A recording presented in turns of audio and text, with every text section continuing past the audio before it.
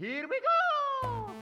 Get that last no-scope kill and hit pause. It's time for Neutral Gamers, the video game podcast where the Konami code is alive and well, the console wars don't exist, rings are just as valuable as coins, pots are not safe from swords, giant robots kick ass, and fireballs are a perfectly acceptable weapon in a fist fight. Well, happy Wednesday, everyone. This is one of your hosts, Slaten, joining you guys with this second week of Neutral Gamers. We didn't do it last week because it was Henzar's birthday, and then he came in and saw me Thursday and was like, why did we do a podcast? I was like, because it was your birthday. So say hello to everyone, Henzar. Hello, everyone. I'm old now. Yeah, it was your birthday, and I was like, there's no way we're doing a podcast tonight. I can't get Pocky on this quickly because we have Pocky here as well. Say hello to everyone, Pocky. Hello, everyone, Pocky. So this is the guy that created the idea for this podcast we talked about last time where I fought with him about the name. And here we are doing Neutral Gamers. So I guess the original name, his original name was NPC Headlines. But I was like, no, you guys aren't non-playable characters. You're actual players. That doesn't make any sense. No. You can't play me. I am just too much of a person for you to play. You can't handle it. You had him on just to rub it in, didn't you? Yes. No. Neutral Gamers. The other part was that we had this gigantic discussion about Neutral Gamers, which was the idea was we're supposed to treat the headlines neutrally and look at it from both sides. Is it good or is it bad? And how does it affect? And so now it just kind of became this all-open video game. We're going to talk about everything and have fun podcast. And we did have a whole lot of fun on the first one because because what we did is we wanted to test this live broadcasting setup. So I told Henzar, get online. We've put together a haphazard show. Yeah, we're live. I didn't know we were live. Yeah. We just put together this haphazard show and just kind of had a lot of fun talking about things. And so we're a little more organized today. We're going to have a really good time with everyone. So as we do, we start out with the first half of the show talking about news. Then we're going to do a review. And then we're going to talk about a topic which is near and dear to my heart. But we're not going to spoil that. So I want to kick off the news we have this week with the Xbox Games Pass because it's now been 2 weeks and I absolutely love it. It is like... It's $10 a month, and they've got all these games on there. And granted, most of them are kind of old games, but they have some really fun ones in there that I missed, like Halo 5, and they have the new Saints Row that I always thought about buying. It's these other things. So, have any of you got to try out this Game Pass yet?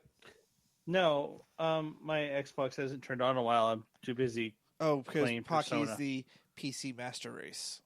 Uh-huh. No, I'm a game storyteller. Master Race. I believe in good story. I'm actually currently playing Persona 5 on the PS4. Thank you.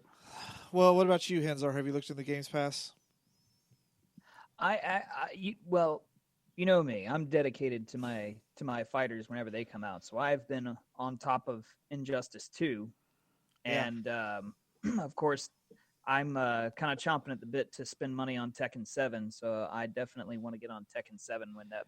But I've been playing that, and ever since the patch for Friday the 13th, I've been trying to get that to work. So I've been playing the ones I have and enjoying them so far. But I'm not knocking the Game Pass. It sounds awesome, to be honest. And I just got this external hard drive so I can use it to the best of its ability. That'll be lots of fun. Oh yeah, I've been ready for it. Well, the thing is, to be honest, I was going to say I am also looking forward to it. I mean, I read this, and it seems to give me a reason to hook up the Xbox again. So, well, I like the idea, and I like to see where it's going. But like the first thing I do is download the Sega Retro collections because now I've got like Golden Axe, the Streets of Rage, and Monster World, and all those ones that have just kind of been sitting there forever. Does this include a lot of the old stuff from Xbox Live Arcade? Because that is something I've absolutely been missing. A bunch of it is actually like anything you've seen in the past where it's backwards compatible, and it's a lot of the games that they gave away free for a month if you're a gold member. So it's a lot of those, but it's become a good mix. And so I'm going to be really interested to see how it develops and where it goes because I think the newest game in there is Halo 5. But I love Halo 5, so you and I will definitely be on top of that one. Yeah, because I have Halo Master Chief, and we had to find time to co-op from the beginning to the end and stream that stuff.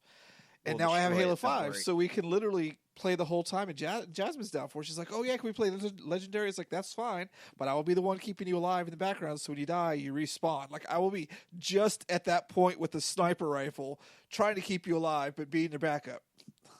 you'll be just right on the edge of being useless, but you'll keep us alive. I understand. Yes.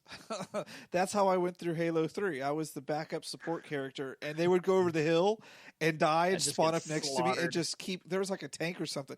It was a meat grinder, and I was just there with my sniper rifle, pegging things and making sure that they could respawn next to me. You know, this does sound like also like, and I'm not comparing them because it sounds like Xbox is doing again a really good job of this, and the other one's not such. Like with what's the Nintendo one, where like if you get a year subscription to Nintendo's live service, you get to play NES games basically Yeah, they're that not are really not on the virtual sure. console. They're not sure how that's going to play out just yet. They just announced it. So I imagine when E3 hits next week, which I thought E3 was until July, it was way off. But when they hit E3 next week, I'm pretty sure they'll be announcing it more. And their year subscription is only $20, so it's not too terribly bad. But the thing is, I don't play online. I don't know enough people with it to play online. Like, I would love to play Mario Kart online, but I only know one other person with a Switch, and he hasn't even set it up yet. I know a friend who has a Switch. I mean, I don't know. And like I have Sheesh. Splatoon coming in next month, and I'm like, who am I going to play it with? They'll match you with random people on, which is kind of fun, but I want to play Mario Kart with people that I know, and I think that's the biggest problem Nintendo has is they're going to be charging for an online network that has that stupid friend code system. Like, you can't just find someone; you got to have a freaking friend code. Friend code anymore. I think I got rid of that. No, it is a friend code system. I was so disappointed when I booted up. I had to send my friend code out online to my friend in San Antonio to say, "Hey, come and join me." So so Nintendo. Yeah, But it's only Nintendo. $20 a year, so it's not that bad. It's not bad, but if I'm doing it just for like the on-demand service like Netflix, that's a lot of money when Xbox Game Pass is. Oh, only Netflix 10. is still not going to be on the system. No, I'm talking about it's the Netflix style model where you download games and play them. Oh, okay, yeah. I I was mean, going to say, are you crazy? Netflix. $20 a month. I mean, a year isn't too terribly bad, No. but I don't know why I thought it was a month. Okay, yeah, so I'll probably do it anyways, just so I can play online because I have played Mario Kart online. It is lots of fun, but it's kind of hard to find good games. Yeah, I mean, for like $1.10 a month, you basically can play You can Mario. feed a starving child in Africa. That's totally true. For a cup of coffee, yes, indeed. For one cup of Thank coffee. you, Sally Struthers. Thank you, Sally Struthers. So yeah, the Games Pass has started out Our white old guy. kind of weird, but I have a feeling it's going to just get a whole lot better. Yeah, and wait, is Nintendo actually going to be at E3 this year? Yeah, I know they're supposed to Nintendo be at doesn't E3, but they said they're only doing like a 30-minute presentation. The rest of it's going to be like, their treehouse or whatever they call it. Oh, their Nintendo Club thing. Yeah, that thing. Yeah, it doesn't make any sense to me. Oh, it makes sense to me because they're trying to be Apple. Yeah. If you look at Nintendo's business model, you look at the Apple. It's remarkable how similar they are. Oh, and here's a recap from a story from the first episode for Henzar. Are you ready for this? Ready. I'm bracing Mario my body. and Rabbids Kingdom Builder. It even has rabbit-themed characters as amiibos. It's really happening. I yeah, didn't hear about the amiibo part. Holy shit. The 4 amiibos got leaked Oh, online. we can swear? Yeah. I do Fuck, I put didn't that know. this is Well, that we this can is a, now. I do put that Yeah, this is an apparently. explicit podcast. Yeah, But I yeah. didn't know we were on explicit, so that's fine. So We're good. Mario and Rabbids Kingdom Builders is a real thing. Kingdom. Hopefully.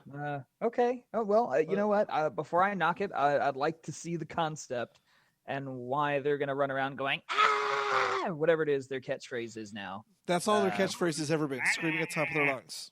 Just yeah. Yeah. Oh my! All right, I'm so not gonna be a jerk yet. We'll give it a chance. We'll see. You and I are both like, yes, let our cynicism in, but we will wait.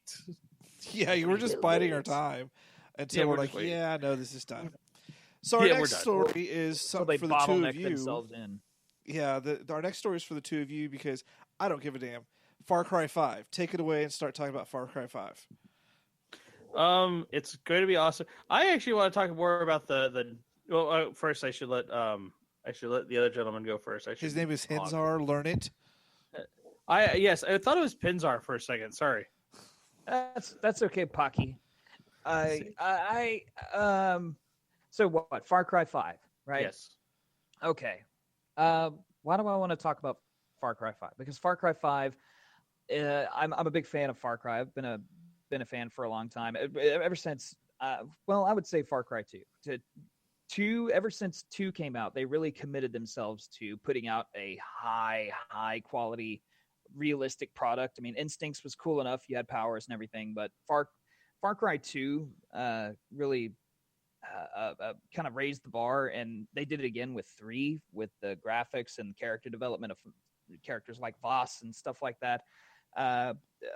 4 and Primal. 4 was really great. Primal, I felt was almost kind of a step back, though it was fun. It just wasn't. I didn't go back and play it a bunch. But 5 now set in America, and a lot of controversy about that one. And, yeah, that's the part. That's the part that I'm like. I love reading their comment section. Yeah, I could care less. We're killing a bunch of crazy rednecks. Fine, kill all the rednecks. Go ahead. Hey now. Who are you gonna have to watch Jerry Springer? Fiction. Jerry. Hipsters out of irony. Yeah, exactly. Hipsters with public access, they'll watch Jerry and then watch us. I guarantee you, no rednecks are going to be watching us. They don't care about video games. Games. They're not our demographic. Well, I think honestly, it's the same argument I had with I can't remember who it was that I had. I worked at GameStop forever ago when Resident Evil 5 came out, and somebody came in and was extremely offended at Resident Evil 5 being set in Africa and all the enemies being black. And I said, well, have we played the game? Like, well, no. And I'm like, well, okay, then we don't know that every single enemy there is is black or African. And two, they've been killing white people indiscriminately for years in Resident Evil 1 and 2 and 3 and whatever. They've been killing all types and all people. So who cares?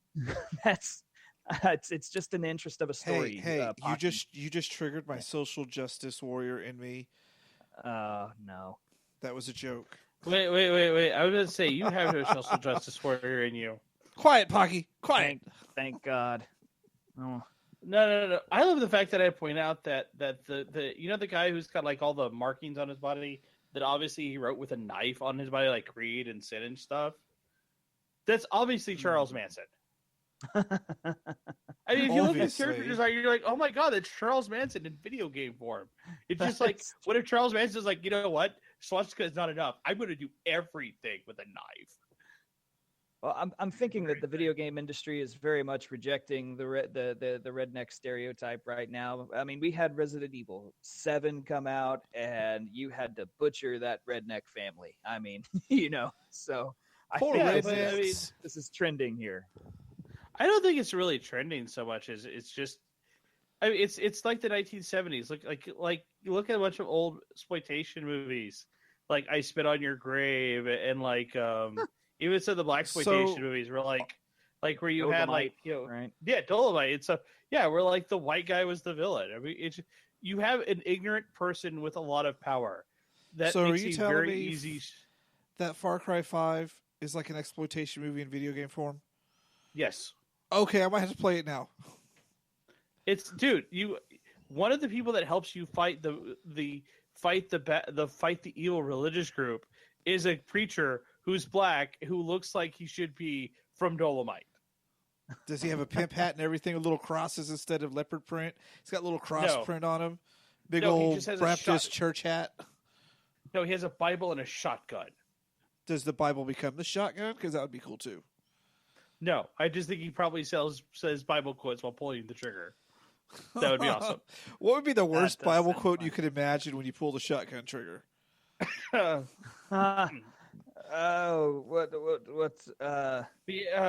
for I know the plans that I have for you. Blessed be the peacemakers, for they will inherit all. Bam. We're waiting for Sin. I love the weak shall inherit the earth. Boom and boom. We need to make a movie about that. Forget the. There is. It's called. Remember that one movie from like Spain Oh yeah, That crazy guy? the Hand of God, where he's like a fist fighter, like Fist of the North Star Fist of type. Jesus. Yeah, the Fist of Yeah. Jesus. All right, so Far Cry 5 soon, exploitation game. We're gonna probably have some fun with that. But next up on our Oh list yeah, absolutely. I'll stream it. is Henzar is such a fighting fan. Like he's known for his Mortal Kombat skills, and we talked a lot about that in the first episode. But he's excited because somebody's coming to Injustice. Who's coming to Injustice, Henzar? I'm on top of it. It's the Red Hood has been announced for Injustice. Actually, today they had used to be called the Combat Cast when NetherRealm introduced new characters for Mortal Kombat. Now it is the Watchtower. So earlier today they had a Watchtower stream and showed off Red Hood, showed off a bunch of his capabilities. He's basically Cyrax with guns. He throws grenades on the ground and then shoots at you from afar. He's kind of a dick, but he looks fun. Well, he's So the Red basically, Hood. he's a distance stun character. Okay. He's a distance character, but it looks like he's also got some versatility up close and all that. So he looks like a more versatile combo heavy Deadshot, maybe. If people who play the game know what that is, but. Anyway, he looks like he could spam just as good as he could do combos. So I don't know. He looks fun. He also looks like a royal pain in the ass. So I'm looking forward to seeing what he can do. But they announced that anybody who got the special edition or the ultimate edition, which I ended up getting both, ultimate edition for both PS4 and Xbox. So I got my bases covered there.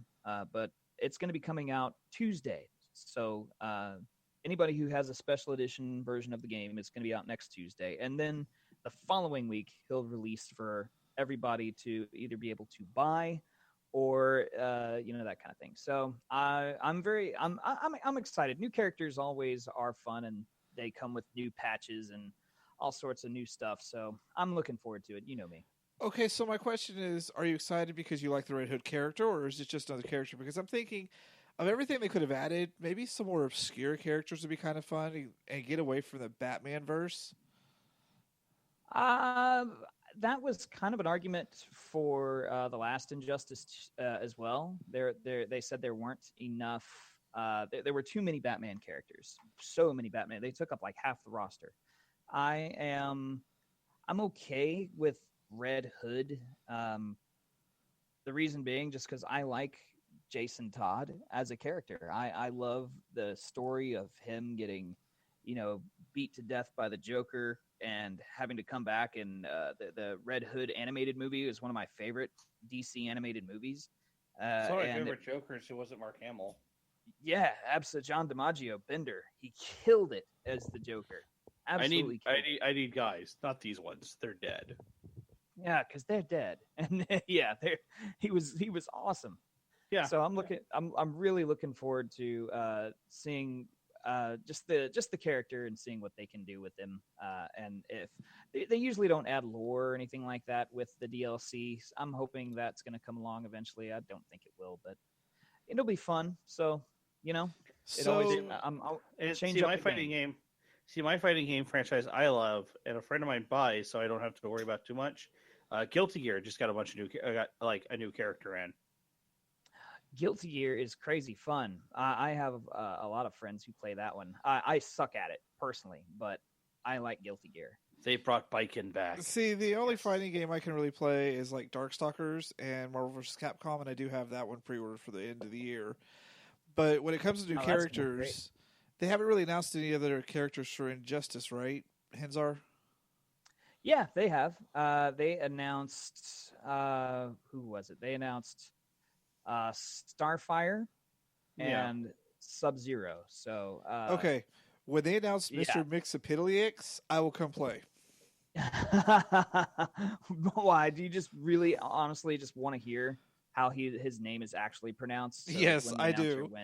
Be one of those little annoying characters that just does crazy stuff. Why not just watch the episode of Superman Adventures that had Gilbert Godfrey as the voice of Mixaplex? Now, can't you see that in the video game version and just causing chaos? I like Gilbert Godfrey anyway, so I'm hoping to hear his crazy bird voice, and maybe he tells an aristocrat's joke during his entrance. I don't know. Do you think his voice is really like that every day, or is that just something he does? That's something he does. What does he sound like in real life? Very mellow, actually. I haven't heard him. Let me put it this way: I have never not heard him be that way.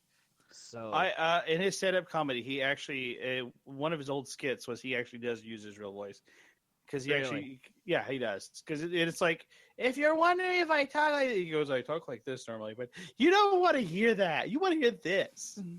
That's he got really really popular, so he admitted that was on his real voice. That's all right. funny. So our next item up on this list is for Pocky, who's near and dear to the PC Master Race. Tell me about this thing with Steam. Okay, so this is a two-sided headline. Okay, first two-sided. Steam Greenlight. Yes. First off, Steam Greenlight is gone. That was the one where they would like update. I mean, they would put games out in like beta for people to play. No, that was the one that people you had to vote to see if they wanted it. It was a way to get indie developers a free pass into Steam because they normally charge a fee. Through upvotes. It got horribly abused. It got horribly abused. Companies literally showed up from it, making money off of Steam Greenlight. Not off the games, but off the upvoting. There were assets flips. There were mods. There were people, like, there was one person releasing Mugen as a game to sell. And Mugen was like, no, this isn't us. And they had to, like, pull it off. There were people getting demos from like indie game development conferences and then putting them on where the person who originally made it was then like, hey, you need to take this off. It's not theirs. It's mine. And I own it. It was a giant dumpster fire and it produced really horrible things. Good concept. Digital Homicide is part of all that mess. If you guys know who Digital Homicide was. No idea. They one time tried to sue Steam to get the information of 150 users who gave them negative reviews so they could sue them. Steam said that we're no longer doing business with them. So yeah, this is a dumpster fire. The dumpster fire is now in the sun. It's gone away. It will not be allowed to harm anybody else. So what's replaced it is $100. So instead of like just doing it for free and allowing the Steam Greenlight, what's going to happen is for $100 you can have your game on Steam. Oh wow! Even if it's a steaming pile of crap, you can just pay money and let it be up there. Right, but it's going to cost you $100. There's got to be some sort of system there. Well, the thing is because of what happened with Steam Greenlight, and the whole thing boils down to is yes, it's going to cost you $100. They are having communities and whatnot, and they're even like taking user feedback very seriously. They're going to take it even more seriously than they have in the past. So if a game is getting a lot of really large negative reviews and really quickly, they'll look into why. Like if you're just Unit Z, which is a famous Unity asset game, which was just basically like think Minecraft with zombies, and it was a very, very basic game. Unit Z at one point had I think 75 Unit Zs were on Steam under different names, 75 different names. So to show you how bad it was. So now instead of getting it for free, you get it for $100. What they're hoping is to kill a lot of those guys who just were trying to get it on for free. And for $100, you can get your entry fee. There is stories going around that they may be able to reimburse it or whatnot, including the actual ability to you'll make all your money back if it's a good enough game. Also, there are already huge communities who are like keeping eyes on new releases, like Guardians of Greenlight, which was part of the getting a lot of these really horrible games off Greenlight. Basically they're hoping they're going to stay around. They're hoping for a free user interface because the one thing Steam is both good and bad at is they have a complete hands-off approach. Okay. And the problem with that is well, it's good, but it's also bad. That's how you end up with Digital Homicide and a couple other companies that are like threatening users and deleting comments and making horrible statements and just asset flipping. In other words, it's good for good content creators, not for assholes who can exploit it. Right, and unfortunately, assholes do exploit it. Actually, Exactly. more than what they announced like this year. Like last year, more than like 70% of Steam's library showed up in 2016 because That's they were. yeah. That's because literally that's how fast the greenlighters were trying to shove games through, and that's why they got rid of crazy it. as hell. Yeah, That's they've also crazy. gotten rid of a lot of games. They're like clearing out a lot of their I got a lot of their catalog. It's like, oh, you're just this asset flip. Let's get rid of you. Interesting. Now that's gotta be a lot of work on their part for sure. Yeah, but it's also but they're willing to put it in.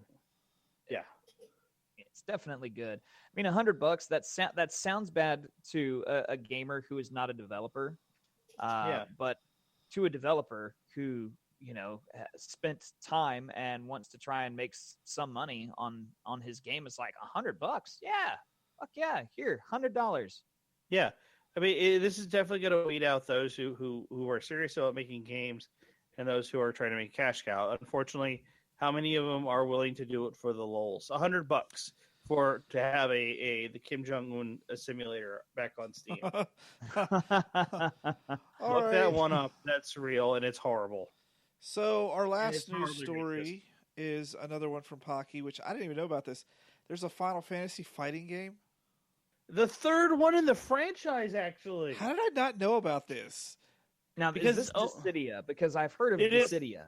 It's Dissidia. It is. It's the third Dissidia game. It's okay. So Dissidia has only been in Japanese arcades. And I think it came over to the United States. The first one came out on PlayStation Portable in 2008.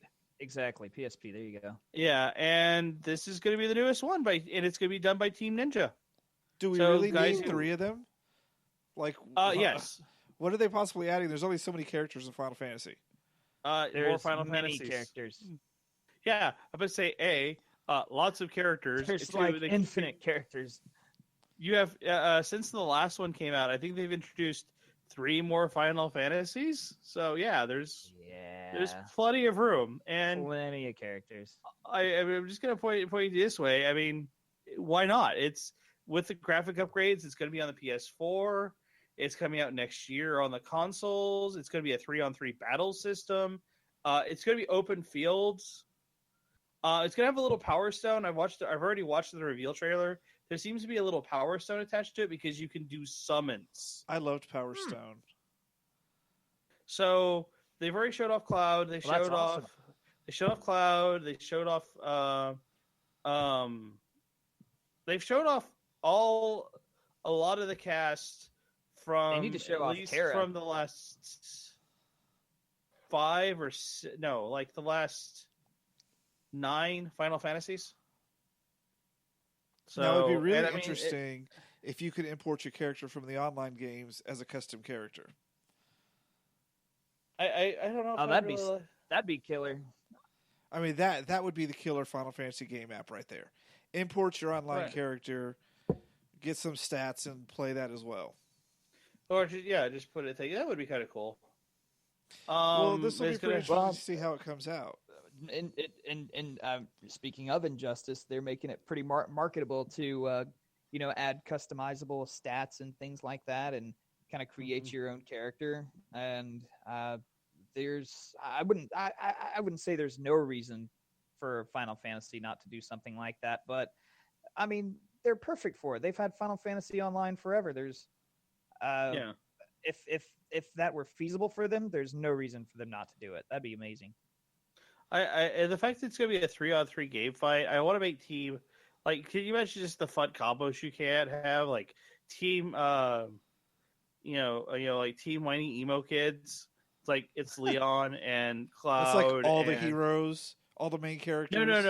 No. It's all the characters. It would be Cloud, Leon, and Lightning. That's just bad. Cloud, Leon, and Lightning. I'm all about transformations. So I'm gonna have to Team Terra, and every single one of them will be Terra. Well, I think you have to choose. I think you have to choose 3 different ones because they're all in the field at the same time. Yeah, It's gonna be kind of interesting. I don't know. I mean, I'm really hoping for that. It looks. I made the joke that one of the super moves from the prince of Noctis from the newest Final Fantasy. One of his super moves is he needs to summon the car and run over his opponent. damn. Fun. That would be So great. he's the Catwoman of the game. Meow. Sort of. Well, yeah, because Noctis would be totally Catwoman because he actually has the whole teleport skill with his weapons. And he throws his car. She throws her motorcycle. I don't know how that's. And they turn into Optimus Prime and just wrecks the field. No, see, I would like to see her. That's beside the point. But yeah, I can't wait for this one because it looks like a lot of fun. It looks like a fighting game for not fighting game fans, and it looks like it's only going to be for. I mean, not saying that it's not for fighting game fans, but this looks like one that's like I'm not really into fighting games. Well, here, try this. You might enjoy it. Yeah. Yeah, that'll probably be something I'll try. There's plenty of fighting games out there like that. So, I mean, I'm definitely willing to give it a shot because I when I first saw Dissidia forever ago for the PSP, I ended up getting to at least try it out, and it was an absolute blast. So I can't wait for an updated version. You know why Dissidia got started, right? Because people like Final Fantasy and fighting games. Right, there was a fighting game with people that turned into animals, and two of the characters was Tifa and Cloud, and the entire reason people played that game was because you could play Tifa and Cloud in a fighting game. Are you talking about Bloody Roar?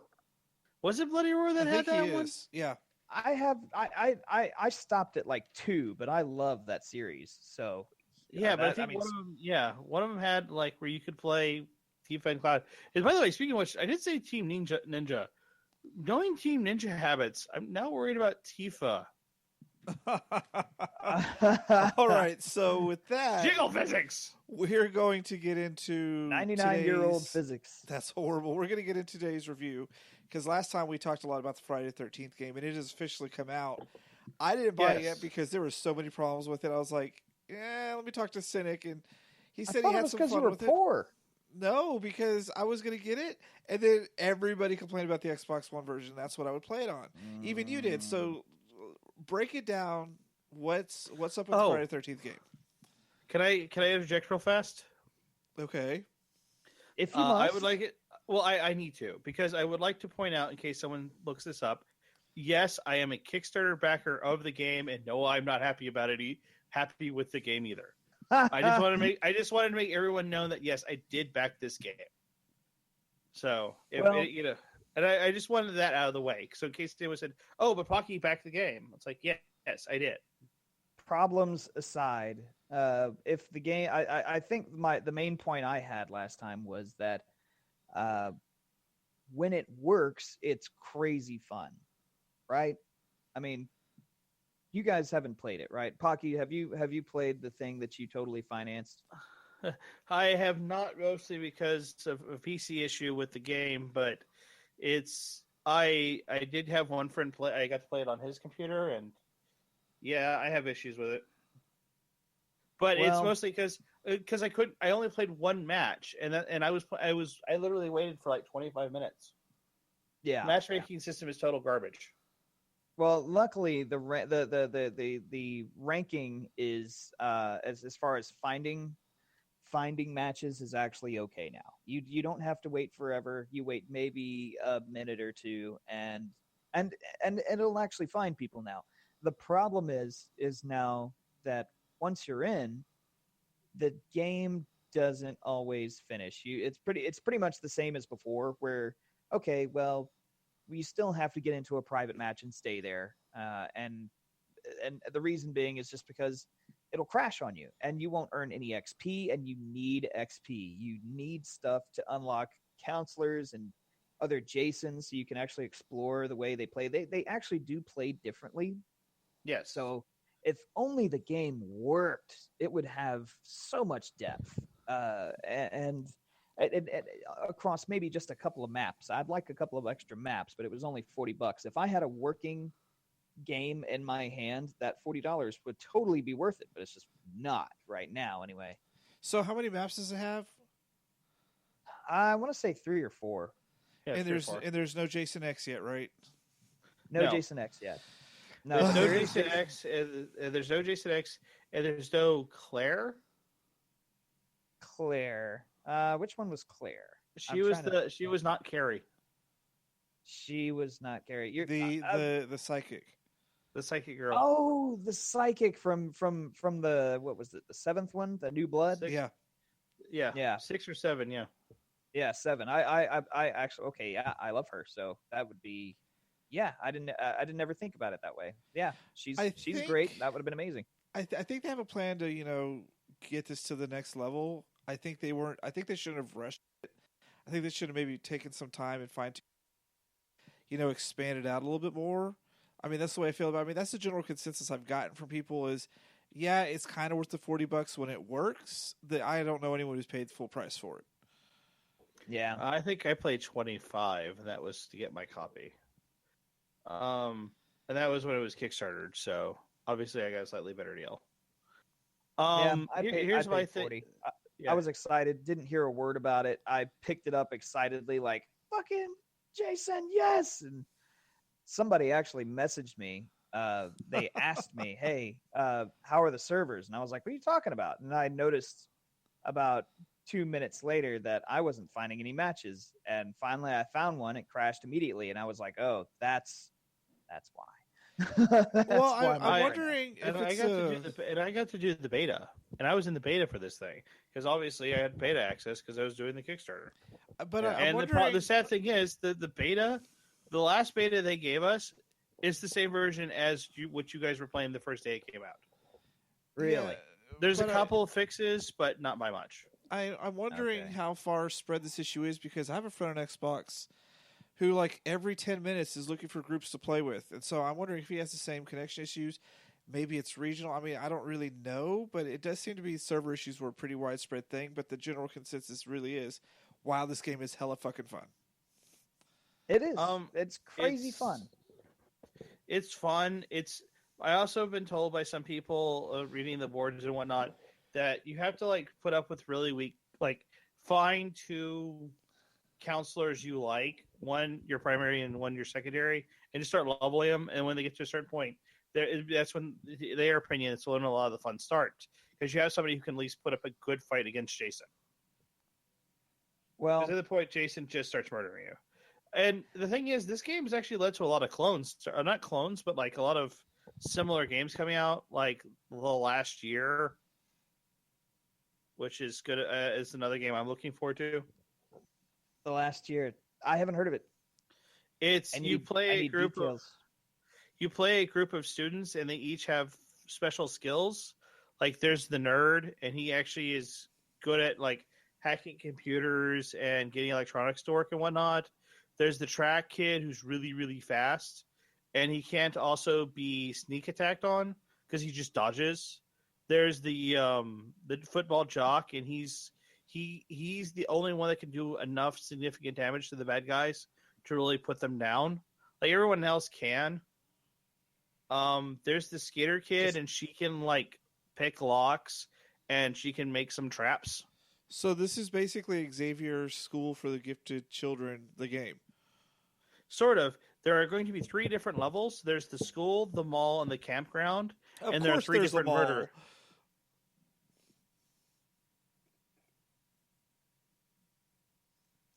So anyway, it's their own style of killing.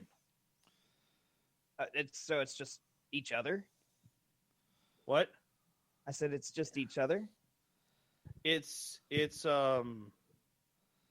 or Dead Until Dark, or was it Dead Until Dawn, but yeah, it's creatures. No, the three murderers. Each one has their own special skills. 3 murderers. Like okay. Yeah. There's 3 murderers. Each one has their own special skill, and like one of them is like he can grab you and then teleport you randomly to a random room and drop you there. Huh. He can divide and conquer, and his is the mall. He's the mall guy. He's going to drop you off in like the lingerie department. You're just going to be stuck there forever. Yeah. And then there's like one bad guy. His thing is he's the damage dude. He hits hard and he takes a lot of damage. He's the Jason of the group. So Like he just it won't go sounds down. like Sounds interesting. This game is going to I be forgot pretty what good. the third guy does.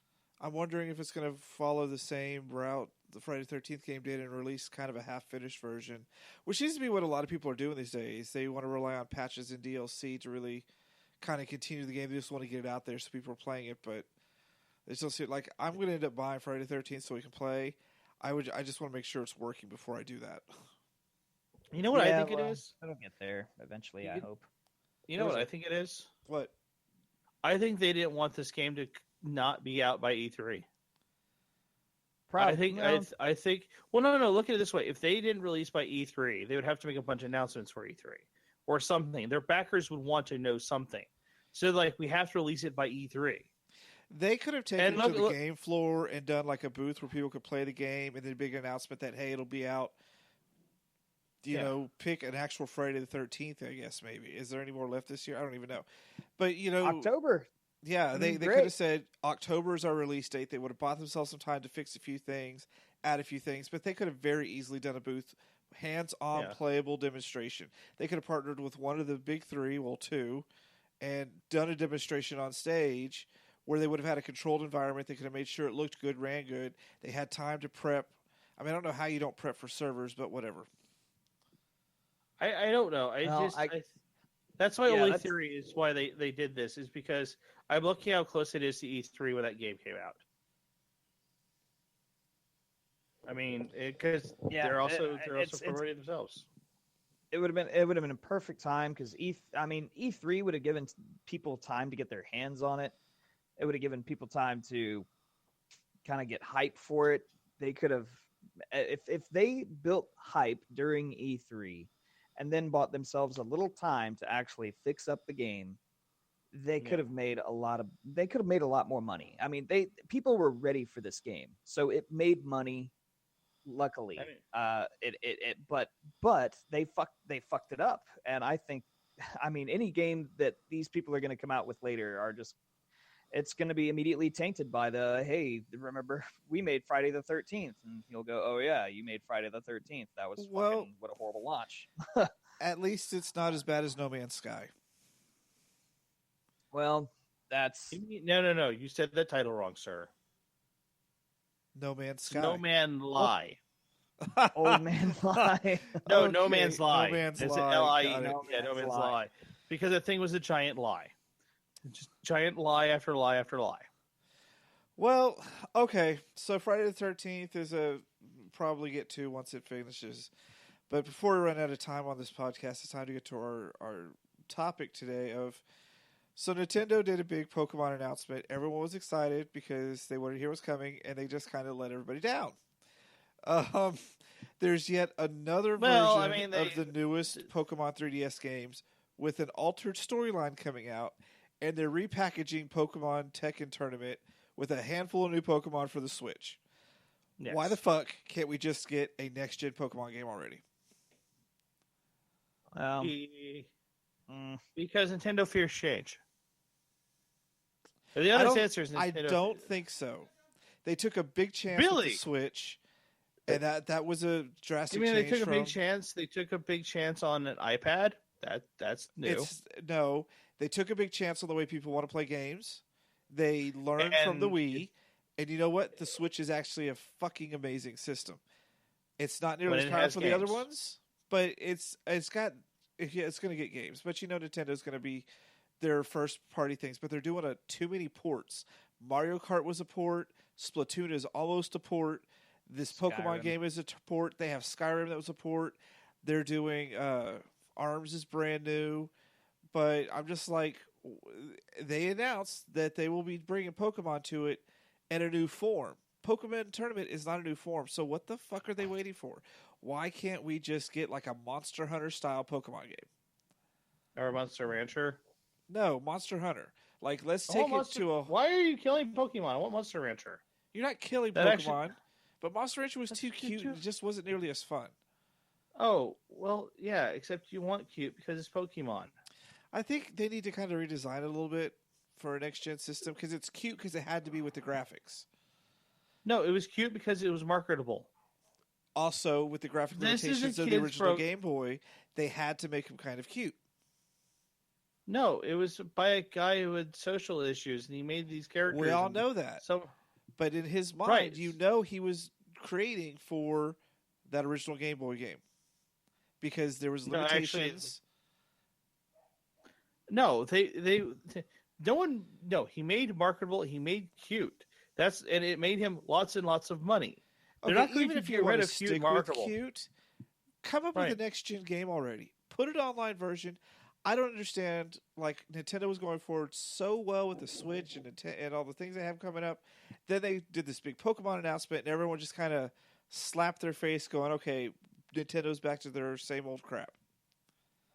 Nintendo's always going to be up to the same old crap. Look at their E3. They've already announced we're going to have a 30-minute discussion of all of our product in 30 minutes. That means you are now allowing any third-party developers to come up on your stage and talk about the products that are coming out for your stage. The third-party developers are normally at the other conferences. They don't have a whole lot to talk about right now, and I think that's a problem. Right, but Nintendo desperately needs Bethesda or SNK or Squaresoft or someone to stand on their stage with them. Otherwise, what you're going to have is, I'm going to have first-party Nintendo products, first-party Nintendo products, and a port. I'm going to have my Dead Rising game. I'm going to have my Raven Gavas games. I want to have whatever port that a third party decides to shove onto the system because they feel like it. They get the pity prize. Yeah, Skyrim is a pity prize. It is, and it's been remastered. It's not the remastered version. I mean, I know when I'm playing my Switch, I'm looking at 360 graphics. It's a lot of fun, and all their games fit on that little SD card, which I guess is okay because they hold a lot of memory. But I want to see greatness come out of the Switch. That potential is there. I don't know what they're waiting for. They're waiting. You know what Nintendo's really waiting for? It's for Miyamoto, Reggie, and somebody else to stop being the head of Nintendo. Once those three guys leave the head of Nintendo and they get new blood into their system, Nintendo will be good again. Until then, it's going to be status quo all the way through. Henzar's been awfully quiet this entire time. Well, I don't like talking too much shit about something I don't own or have much of an interaction with, and the Switch isn't really something I have much of an interaction with. But I will say, I'll say one reason is because of the exact reasons that you're talking about. When we're talking about upcoming releases for the Switch, we're talking about Skyrim. We're talking about Breath of the Wild, which is Zelda Skyrim. We're talking about Mario Kart, which I want to play. We're talking about Smash Brothers, which of course I want to play, but it's Smash Brothers. It's Mario Kart. I know exactly what I'm gonna get. I'm gonna get a super good polished product, which is fun, and it's more the same though. And so, I mean, there's just no incentive for me to purchase anything Nintendo related right now as far as the Switch goes. Now, last time we talked a little bit about the Switch because you had it and you were talking about how it mangled your fingers and you had to have tiny baby Trump hands in order to fucking play it and not get the arthritis immediately. But, so is that really innovation though?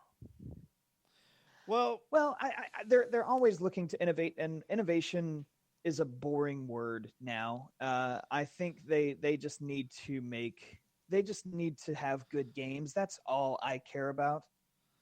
I'm a gamer. Give me some good games. Give me some incentive to buy and play this game. I don't care if it's on an iPad. I don't care if it's on a motion control. I just want to I don't care if I have to use the motion control to wrap a wire around somebody's neck and murder them in GTA 6 or whatever the hell. I just want GTA 6 to be good. If it's not good, then using the motion control to murder somebody is going to be no fun. Yeah, and that's the thing with the Switch is it doesn't require the motion control. It's like an added feature. And they have they don't have the Virtual Console up yet, but some of the digital games are actually really freaking good. Like the new Blaster Master, they remade Monster World, which is just amazing. Like I have a bunch of those. But overall, I'm just really waiting for them to take that next step. And I think you're right, Pocky. They're waiting for who's in charge to kind of step aside so they have more freedom. Well, I think one of the things they need to do is, other than get rid of their current batch of people, is they need to go back and go, okay, the point we had our most amount of people was the Super Nintendo. And what was it about the Super Nintendo that sold so well? Damn good games. Right, it was damn good games. It was a really easy system, really easy controller, really easy everything. It was like superior graphics and sound too. Because I say they there are a few Sega games that beat them out graphically, but on an average game basis, they beat the hell out of Sega. That's heresy on this podcast. No salad. It was like Squaresoft. Squaresoft was making great games at the time on the Super Nintendo. Enix, Capcom, Konami, all of them were making solid games. Some of the best games ever are from that era. It's the fact that they just got around, like on the Wii U, to allowing bedroom developers to make games for their systems. That they got rid of a bunch of those stupid rules that prevented indie developers from putting their games on their system. And it's like when you don't allow like 3 of the biggest gaming titles on your franchise because they're on your system because they're not made by somebody who has a studio by your definitions of one, then you're leaving money off the table. You're taking money and you're leaving it on the table. They would get money hand over fist with a brand new Pokemon on a next gen system. I guarantee you they would win the console war hands down. Well, the whole YouTube thing too, where you had to pay Nintendo in order to post videos on YouTube. I mean, it seemed that came out and got forgotten about pretty quickly. But that tanked their credibility for me. Like it didn't get forgotten. It just it basically was treated as, oh, if that's how you're going to play the game, look at all the abilities. Look at all the Let's Plays you can find of their product versus like of any other game. And you'll see that it's like a 5-to-1 ratio. It's like for every 5 games of, let's say, Persona 5 I can find, which has even like restrictions onto itself, I can probably find one of the new Mario game, like the new Mario Kart game. And I think I misspoke. What I meant was that after that happened, before the Switch came out, I think that happened before the Switch came out. It happened during, actually. Was it during it? Okay. Yeah, because their whole thing was that if there's a new system, people were asking about YouTube. Okay. And this is where they allow that controversy to start, right? Well, I knew it had to have been right around that time. I knew it was certainly before I was considering. Yeah.